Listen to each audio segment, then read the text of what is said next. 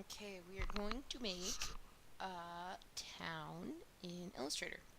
So find a picture of a cool town. I just looked up Rottenburg, Germany. It's just cool. It can be something with a perspective, or you can choose something flatter. You'll see what I mean. You can always make things flatter later too. That would be cool, but we'll keep with the picture we had at first. So open up Illustrator. I made my artboard letter size, but again, in Illustrator it doesn't really matter what size you make it because we're using vectors and not JPEGs. I am going to paste Control V, put this image into Illustrator because we're going to use it to trace. So you kind of have a couple options. You can either leave it to the side and use it as inspiration, or you can actually trace right over top of it. So we're going to do that, and because I don't want it moving around when I'm building my shapes over top of it, I'm going to click the picture and I'm going to go up to Object and I'm going to hit Lock Selection. This way I'm not moving it around. I'm zooming in and out, holding Alt on my keyboard and wheeling in and out with my mouse. Okay, so let's start with the bell tower. If you hit I for eyedropper, you can select that color, and then your shape tools are over here. You have a whole bunch. I'm going to just start with rectangle, and it is just this simple. And you're just going to start to build things.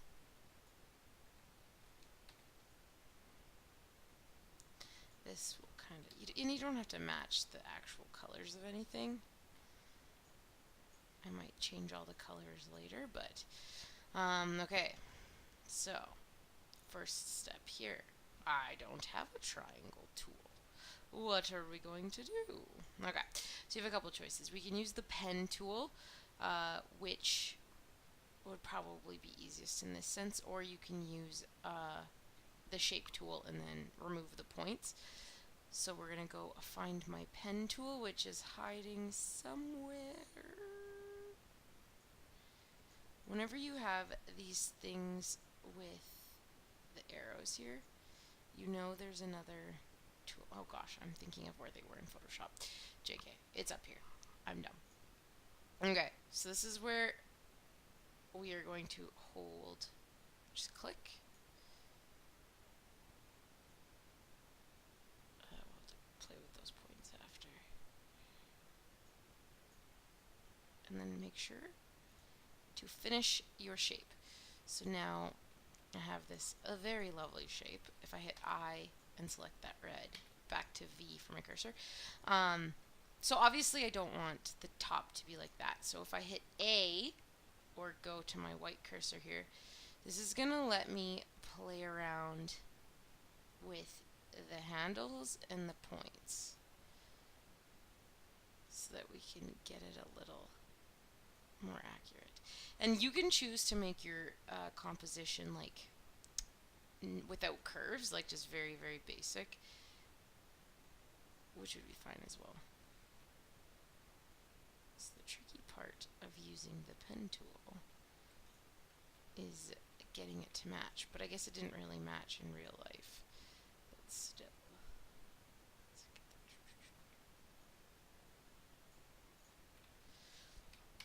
V to grab the whole thing again, and cool.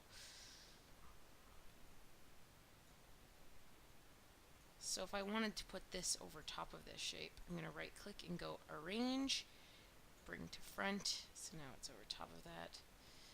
This guy. Okay, now our peak. We could probably do this out of squares.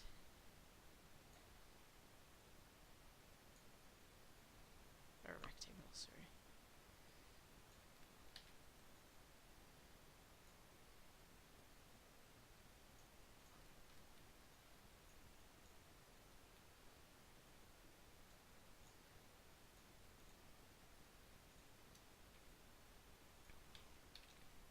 Control C, Control V to copy and paste.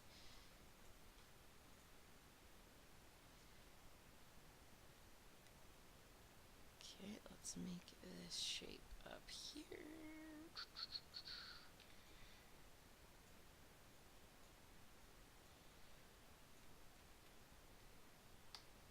Okay, if I hit A to make, okay, to grab the point, but I want to try to match this shape better, but I can't really see. So I'm going to adjust my opacity a bit so I can kind of see what I'm trying to replicate. So I want to bring in this side here, but I don't have enough points to grab that. So if I press up here and grab my plus and add 2 points, I can then bring it in a bit.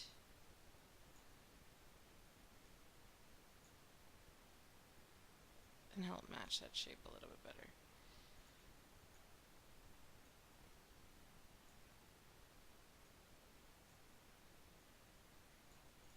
It's just hard to get both sides the same. If you hit Control R, you can turn your rulers on. And then actually bring things.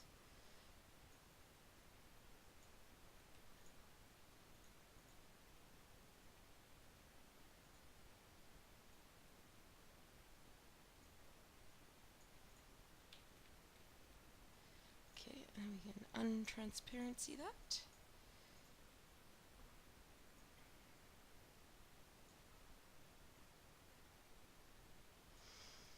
And if you hit A, you can actually grab these points and bring it in.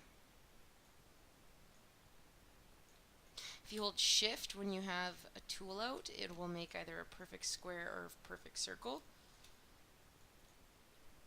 Oops. Okay. So, if you remember down here, I'm going to turn this opacity. There's this little gateway that we want taken out because it's a tower and it's not solid. So what we will do is we're going to use the Pathfinder tool and difference it. So make a rough, I think I want these points flat.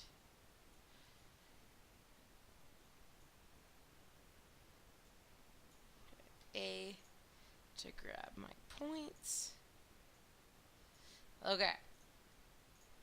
So now you're going to want to select that top shape and that back shape, and then you go up into your Pathfinder. If you don't have it on a hotbar here, you would go Windows and grab your Pathfinder, and it would hide because I already had it opened. Good job, Stacy. So we will open that again. A Windows Pathfinder. Okay, so it's up here. If you hover over these little tools, it'll give you the option. So Unite, if I wanted to turn that into one shape, that's what I would click. Minus the front, which is what we want to do. Intersect. The pictures are actually pretty self-explanatory. It's cool. So if I click that, I take out that shape that I made. I'm going to hit V, make that a little bit longer. Okay. So I can untransparency that, make it opaque, I guess. So you can tell it looks really boring without any color or detail. If we opaque it again, transparency, words are good. You can add more detail. That, double click that guy. And like a cool little, not cool, but a way you can help add brick. Oops, that changed that because I was still selecting that. You can actually just make some stones. And it doesn't have to be everywhere. I'll just make those connect. If I hold Shift, I can select all the shapes at once. And we can make them a different color. And you can start adding detail that way. Basically, it's going to be all about layering to create detail. Likewise with this house here, this will take a while, but it'll be fun. What else shall we talk about?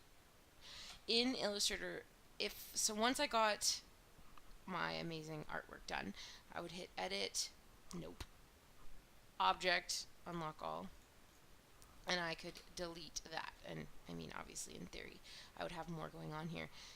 And there is layers in Illustrator. You don't have to use them, but I do recommend using them if you're making complicated things, because you can turn things on and off just like in Photoshop.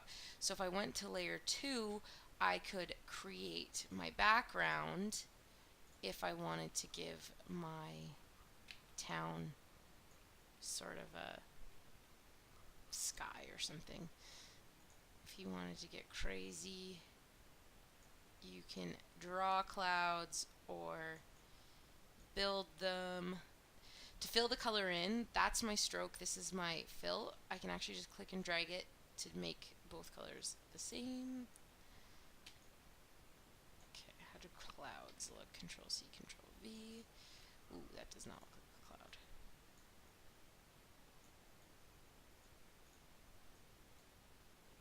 Man, what do clouds look like? Bubbles, bubbles, bubbles. And more bubbles. And then you can turn that all into one shape using the Unite in the Pathfinder. I can make this all white if I want.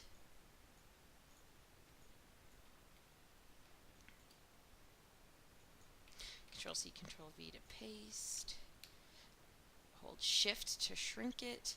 I can make the further away ones maybe not as light. You can also go to Effect and do Stylize has the drop shadow, which is interesting.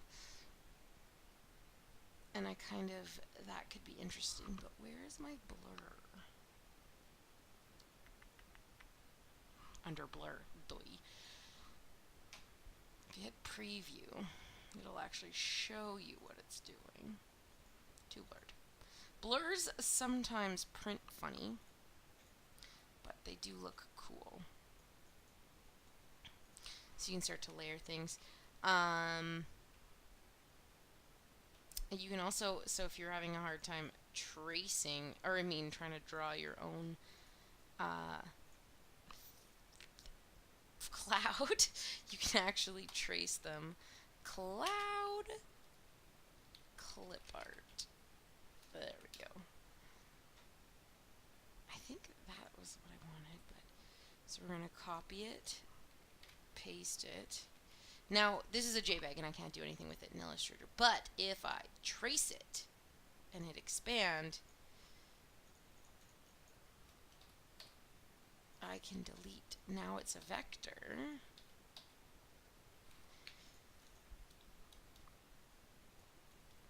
And I can make it whatever color I want. I can get rid of that black. Control C.